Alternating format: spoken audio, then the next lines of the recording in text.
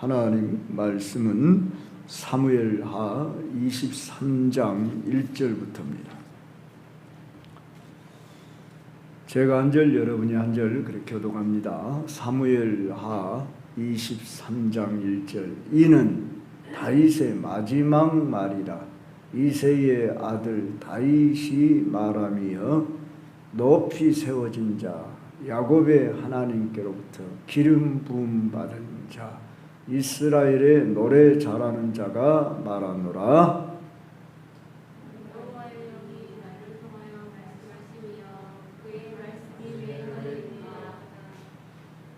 이스라엘의 하나님이 말씀하시며 이스라엘의 반석이 내게 이르시기를 사람을 공의로 다스리는 자 하나님을 경외함으로 다스리는 자여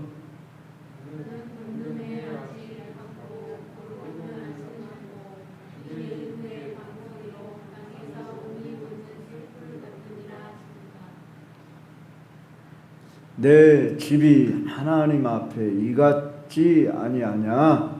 하나님이 나와 더불어 영원한 언약을 세우사 만사에 구비하고 견고하게 하셨으니 나의 모든 구원과 나의 모든 소원을 어찌 이루지 아니하시랴.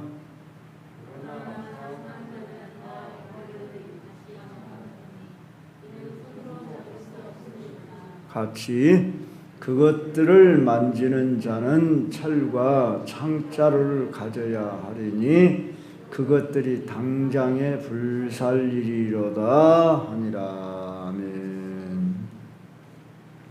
우리는 사무엘하 22장의 긴 내용에 다윗이 승전가를 부르며 감사하는 노래를 들었습니다. 오늘 이 사무엘하 23장도 노래에 해당되는 그런 예언의 글이라 이렇게 볼 수 있습니다. 사무엘하 22장은 다윗의 초기 통치 시대에 그 노래를 즉 승전하며 감사하는 노래를 전하고 있다. 그런다면 여기 23장은 그의 말년에 이제 장차 오실 메시아를 바라보며 메시아 왕국을 대망하며 부르는 다윗의 마지막 말이라 이렇게 되어 있듯이 마지막 노래라 이렇게 볼 수 있습니다.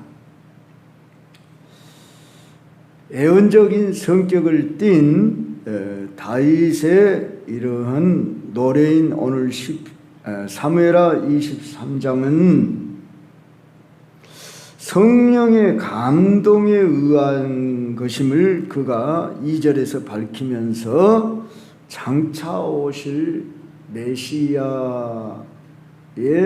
왕국을 바라보며 이 예언의 말씀을 하고 있다 하는 것입니다. 우리는 이미 오신 예수 그리스도이지만 다윗은 아직 오지 않은 예수님을 바라보며 그는 자기에게 약속한 그 사무엘하 7장에서의 그 약속을 기억하며 지금 성령의 감동을 입어서 이 노래를 하고 있는 것입니다. 다윗의 이 예언은 이미 성취되었지만 아직 완성된 것은 아닙니다. 무슨 말씀이냐면 다윗이 그렇게도 기대하고 바라는 메시아는 왔지만 메시아가 우리 위하여 속죄를 이루시고 성령을 보내셨고 교회를 세우시며 이 세상 나라를 그리스도의 나라로 다스려 가고 있는 우리는 이미와 아직 사이 하나님 나라를 우리는 두 이런 개념으로 이해해야 한다고 그랬죠. 이미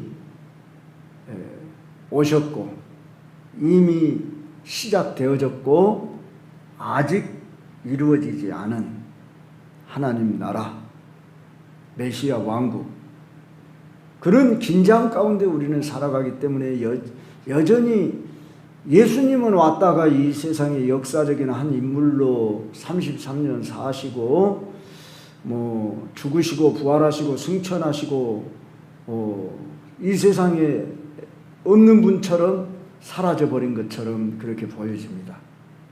그런데 교회가 존재하게 된 것은 다르게는 설명할 길이 없는 오직 예수 그리스도의 부활 승천과 함께 성령 보내주심으로 기독교 2000년의 역사가 전개되고 있습니다. 그러면 지금은 어느 시대를 바라보고 살아가느냐? 그럼 다시 오마 약속하신, 즉 재림하실 예수 그리스도가 오시면 메시아 왕국이 완성되는 것입니다. 어떤 분은 예수님이 재림을 하면 또 천년의 다스림의 시대가 있고 또다시 심판이 이루어져 가지고 그런다, 이런 그 종말론이, 물론 그것이 이단은 아닐는지 모르지만은 상당히 그걸 받아들이기 힘든, 현대 신학에서는 두 이론이 팽배합니다마는 이 성경에는 천년 왕국이라는 말이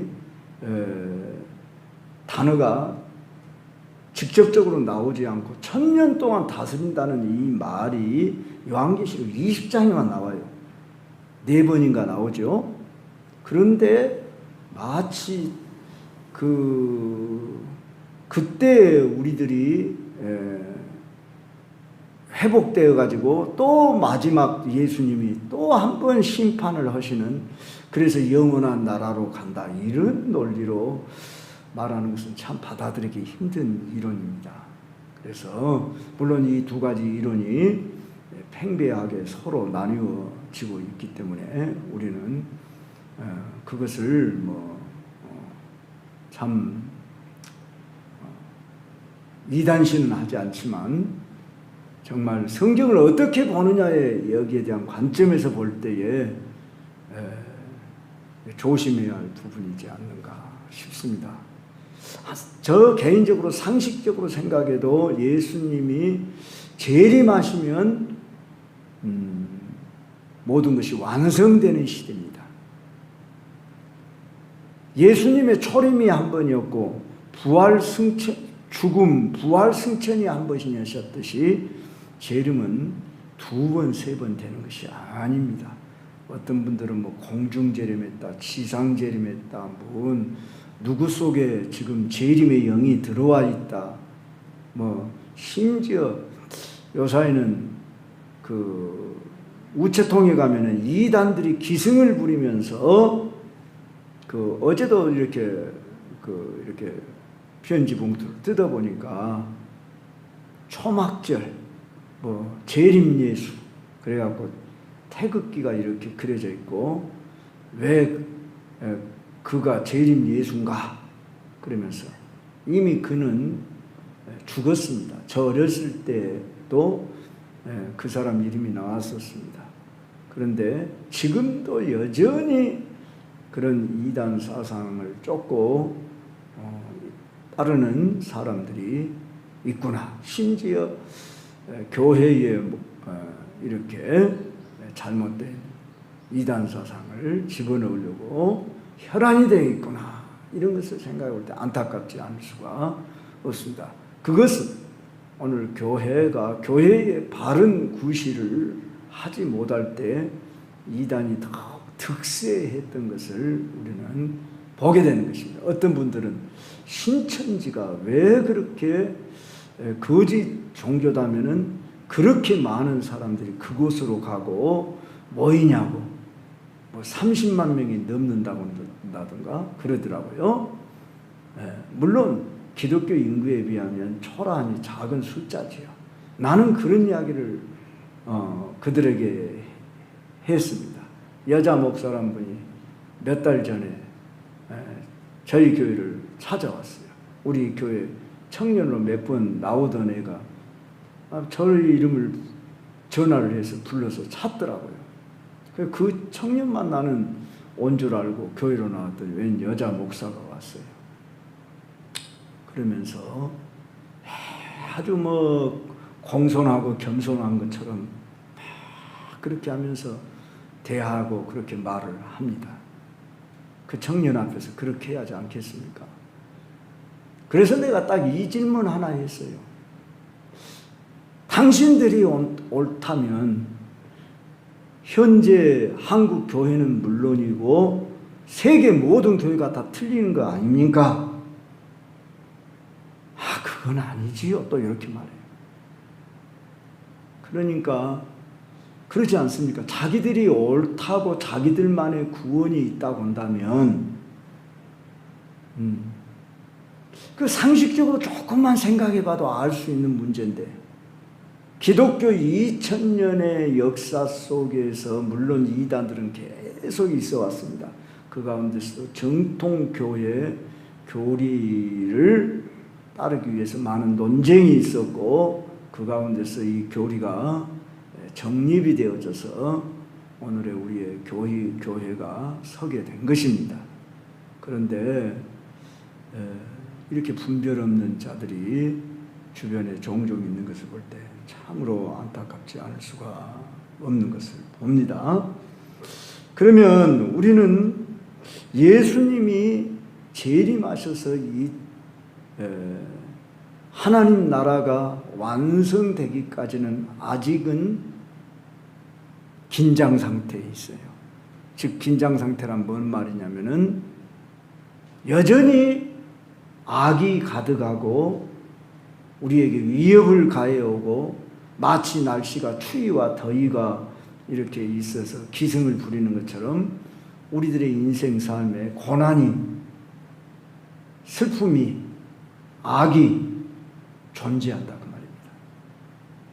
우리가 예수님을 믿고 거듭나고 구원받았다 할지라도 우리에게 또 죄의 여러 가지 위협이 오고 우리가 때로는 다윗처럼 연약해져서 넘어질 수도 있더라 그 말입니다.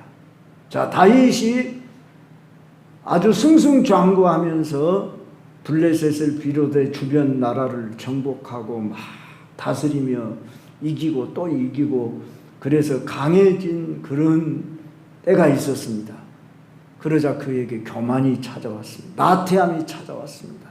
그래서 그는 잘 아는 대로 6계명, 7계명을 범하고 나단 선지자의 책망과 함께 그는 이제 하나님으로부터 징계를 받아 참 자식들이 분란을 일으키고 고통을 가져다 주는 이런 일로 인해서 또 막 백성들에게 어떤 재난이 임하는 이런 일들이 있었음을 우리가 보게 되는 것입니다.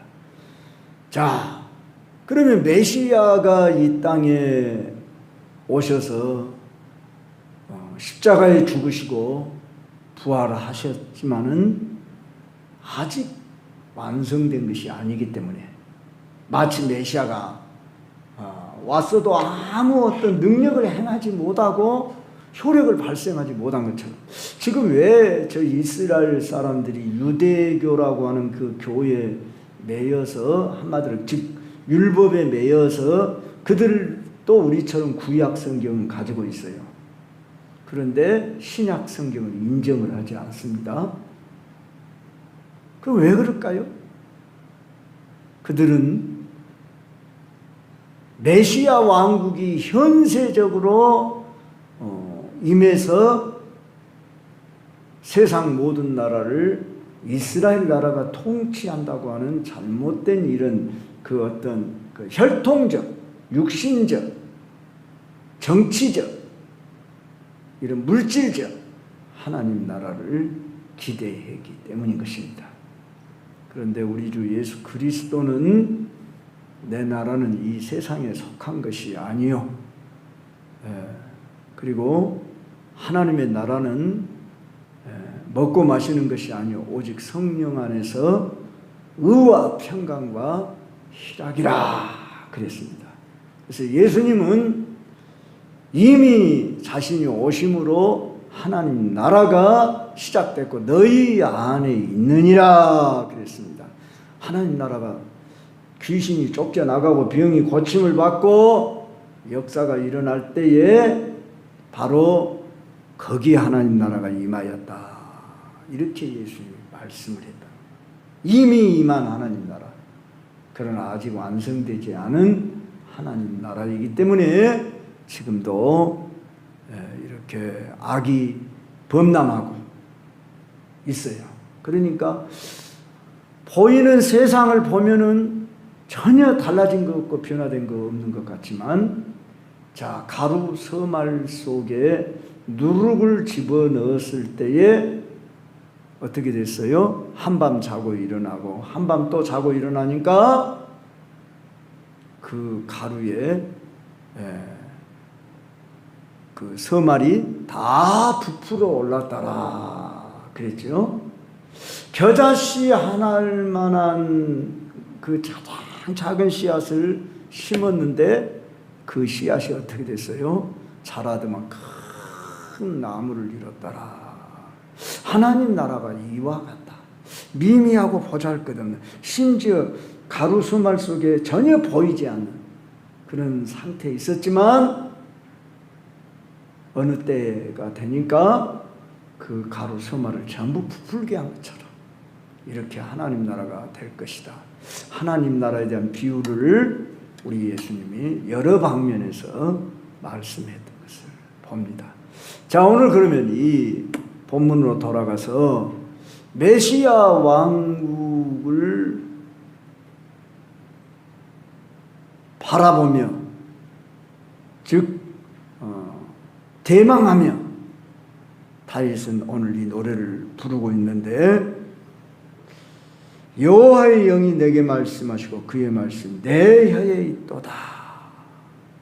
그는 자신의 어떤 똑똑함 때문에, 지식 때문에, 어떤 경험으로 지금 이 말을 하고 있는 게 아니고 성령이 나를 통해 말씀하신다. 이렇게 말씀하고 있다고 말입니다. 우리도 오늘날 성령의 인도하심을 구하고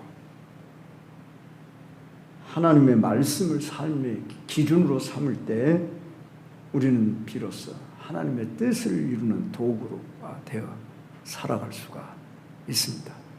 항상 여러분이 성령을 구하고 성령과 함께 동행하고자 하는 이러한 사모한 마음을 가지고 깨어있도록 하면 됩니다.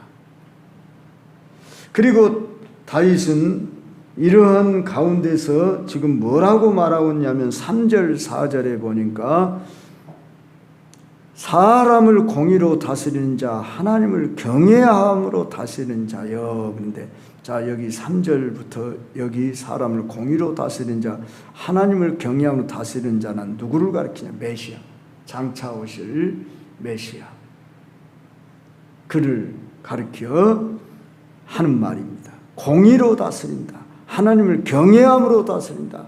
그리고 그는 돋는 해 아침빛 같고 구름 없는 아침 같고 비 내리는 후에 광선으로 땅에서 우미 돋는 새풀 같은 분이다. 장차 올 메시아를 가르쳐 이렇게 다윗은 말하고 있는 것입니다. 성도 여러분, 우리는 그리스도의 영을 받은 사람들입니다. 우리는 완전하지 못하고 부족하고 허물이 있고 연약하고 실수도 있고 잘못도 있고 죄도 때론 범하기도 합니다. 그렇지만 우리 영을 거듭나게 하셨습니다. 그래서 우리 영 안에 성령이 거하시고, 성령이 거한단 말은 또 다르게 표현하면 예수님이 거하신다 그 말이에요. 우리 삼위일체 하나님을 믿기 때문에 우리는 분리시킬 수 없어요. 예수님과 성령을 물론 사역적으로는 우리는 분리하고 이해를 할 수 있습니다. 그런데 성령이 계신다, 예수님이 계신다, 하나님이 계신다, 이 말에 있어서는 동일한 한 분을 가르쳐 하는 것입니다. 그런데 메시아 그가 오시면 아침 돋는 햇빛과 같고 구름 없는 아침 같고 비 내린 후에 광선 땅에서 우미 돋는 새풀 모든 만물이 새롭게 보여지게 하는 생명을 주는 그런 이제 광선 빛으로 표현을 했더라 그 말입니다. 새롭게 하는 우리의 영을 살리고 소생하는 기쁨을 주고 힘을 주는. 그래서 우리는 삶의 자리에서 가정이든 직장이든 교회든 우리가 맡은 역할을 우리는 아침 햇살처럼 주변에 선한 영향력을 미치고자 해야 합니다. 우리가 완전하지 못하고 부족하지만 내 안에 계신 성령님 예수 그리스도 그분이 계시기 때문에 내가 어떻게 하면 그분의 통로가 될 것인가 이렇게 저와 여러분이 힘써야 합니다. 소원을 품고 우리가 그분과 동행하면 우리의 삶을 통해서 그분이 나타나십니다. 그렇게 되는 것이 예수 믿는 사람들의 모습입니다. 세 번째로 생각해 볼 것은 이런 이야기를 5절에서 합니다. 내 집이 하나님 앞에 이같지 아니하냐. 무슨 말이냐면은 다윗이 나는 허물이 있고 부족하지만 이렇게 나를 높이고 나를 쓰시고 이 내 집이란 다윗 왕국을 가리키죠. 하나님이 나와 더불어 영원한 언약을 세우사 만사에 구비하고 견고하게 하셨다는 거예요.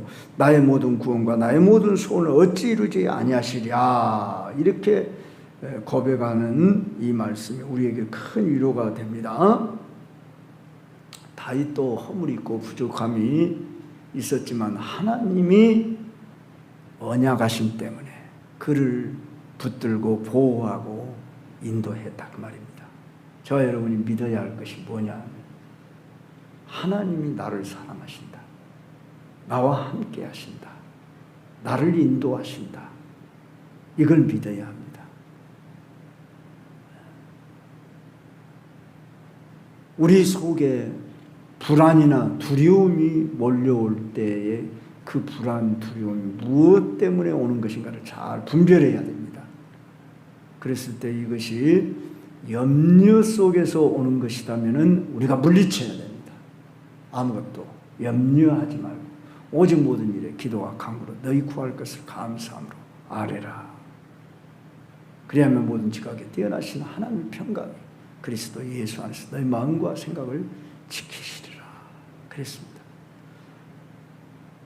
내가 지금 불안하지 않고 두려워하지 않게 생겼냐고 우리가 그렇게 환경에 휘둘림 당하지 않도록, 물론 우리 일시적으로 그런 것들이 올 수 있습니다. 그러나 하나님이 나를 사랑하신다. 나와 함께 하신다. 그게 믿음이에요. 그거예요.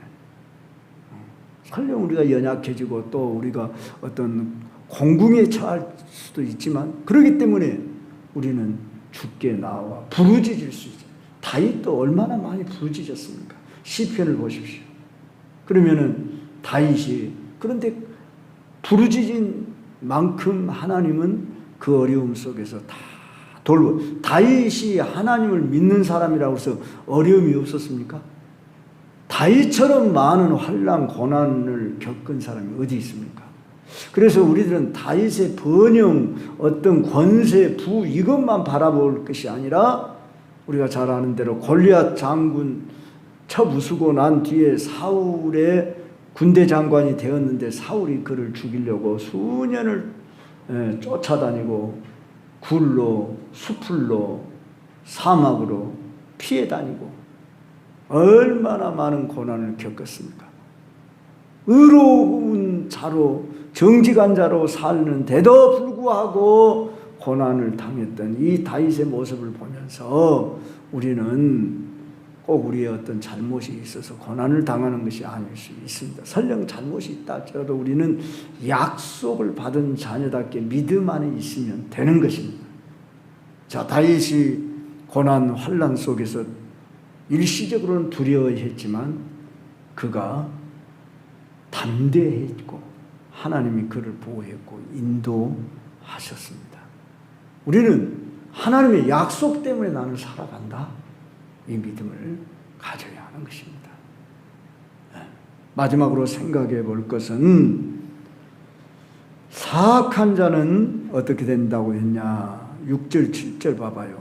다 내버려질 가시나무 같다. 즉 하나님은 공의로 심판하시는 하나님이시다 그 말이에요. 거짓 불의 악을 행하는 자는 잠시는 그들이 득세하는 것 같을지라도 결국은 하나님이 심판하셔서 이제 멸망시키신다. 이 말씀을 볼 때에 시편 37편 말씀이 생각납니다. 시편 37편의 말씀이 무슨 내용이냐면은 불의를 행하고 악을 행하는 자로 인하여 저들이 득세할지라도 너희들이 부러워하지 말아라 그랬어요. 저들은 마치 풀이, 잡풀이 이렇게 여름날에 잘 자란, 지금 얼마나 풀이 잘 자랍니까? 이렇게 가만둬도 이 들판에 풀들이 그냥 막 자랍니다. 그런데 가을날이 되면은 다 사그라집니다. 그리고 거기다 불만 붙여본다 그러면은 다 타버리는, 잡풀에 지나지 않는다 그 말입니다. 그래서 오늘 우리는 이 땅에 살면서 하나님이 살아 계시고 공의로 심판하시는 분이시다. 선악간에 다 모든 것을 판단하시고 보응하시는 하나님이시다. 이걸 알아야 합니다. 그래서 역사가 흥망성쇠가 뭐 이렇게 과정 속에 일어났지만 막 악한 자가 득세하고 뭐 그러는 것 같지만 결국은 그 악이 다 드러나고 심판을 받는 것을 우리는 보게 됩니다. 물론 이 세상에서 모든 것이 다 해결되는 것은 아닙니다. 악을 행하는 자가 교묘하게 속이고 또 떵떵거리기도 하고 그냥 죽을 때도 그냥 편안하게 죽는 사람들도 있을 수 있어요. 그러나 언제 심판합니까? 그 영혼의 때에 심판하고 결국은 예수님이 재림하심으로 이 세상 나라가 심판을 받습니다. 그러니까 결국은 언제 완성되는 겁니까? 예수님이 재림함으로. 그러므로 아멘 주 예수여 어서 오시옵소서. 요한계시록이 마지막에 그렇게 끝나는 것입니다. 시작도 하나님이 하셨고 이 인류 역사의 종말도 하나님이 하십니다. 그 가운데 우리는 지금 살아가고 있기 때문에 악이 여전히 득세하는 것 같고 수단 방법 가리지 않고 꾀가 많은 자들이 잘 되는 것 같고 하나님 마치 없는 것처럼 안 계신 것처럼 이렇게 마치 인간들이 꾀를 부리고 기술이 좋고 간사한 사람들, 이 사람들이 어쩌면 다 자기 인간의 꾀로 잘 되는 것 같이 보여질지 모르지만은 성경의 가르침, 다윗의 이 고백하는 말을 들어보면 오늘 마지막이 어떻게 됩니까? 사악한 자는 다 내버려질 가시나무 같으니 이는 손으로 잡을 수 없는 것 같이 그렇게 가시와 같다 이렇게 표현을 했습니다. 그들은 다 결국은 불살라지리로다 이렇게 말씀함으로 마치는 것을 봅니다. 그래서 모든 것의 심판자는 하나님이시고 하나님이 이 땅에서 다 심판이 안 이루어진다 할지라도 영원한 나라에 하나님이 심판하신 분이십니다. 우리는 바로 이 살아계신 하나님을 아버지로 모시고 그의 자녀 백성된 자들이 되었습니다. 얼마나 감사합니까? 그러므로 우리는 든든한 마음 가지고 마치 다윗을 그 시대에 언약을 맺어 보호하고 택한 것처럼 예수 그리스도 안에서 우리는 그의 자녀 백성이 되었어요.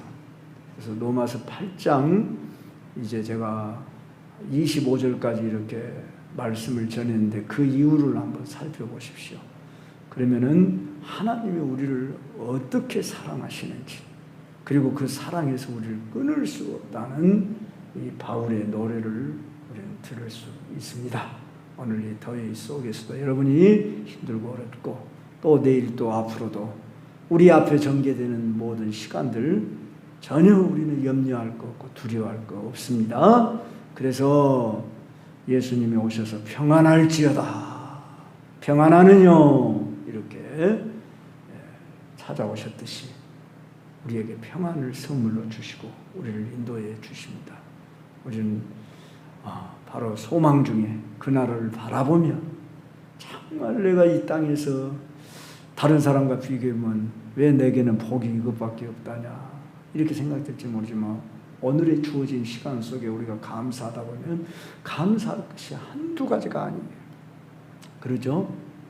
우리가 누구하고 비교하면 항상 부족함이 느껴지고 연약함이 느껴지고 초라해져요.